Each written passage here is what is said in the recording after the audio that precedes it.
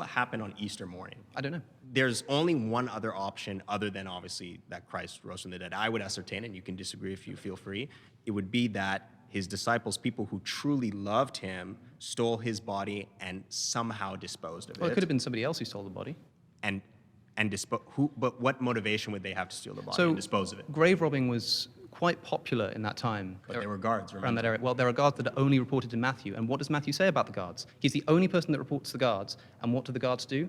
They say that Jesus has disappeared, and the high priests pay the guards to tell people that the body's been stolen. Now, what does Matthew say? He says, and this is a rumor that they went and spread that persists to this day. So the author of Matthew knew that there were people who were saying that somebody stole the body, and intentionally puts these guards there, has this story of the high priest paying them off to spread this rumor in order to combat that rumor. So we know that people in the early church, before the writing of the Gospel of Matthew, weren't in the impression thought that that the body was stolen. There's even, Tertullian talks about, this is amazing, Tertullian talks about a theory that some people were spreading that the gardener had stolen the body of Jesus because he didn't want people to come and spoil his lettuces when they came to see him as a shrine. And I would agree that both seem illogical. But if we're just going to say that it was robbed, and then these disciples, this group of people, now are just not looking for the body, or that, again, which I would say is even more unlikely, that it is people who someone who did not care about Christ, that now would steal his body, I feel like this would be also very illogical. Well, they didn't want this to become some kind of shrine to believers of Jesus to go to after his death, and so they disposed of the body. There are all kinds of theories. Some people think that the body was eaten by dogs. Like, there's all kinds of things that could have happened, which seem pretty spurious and unlikely.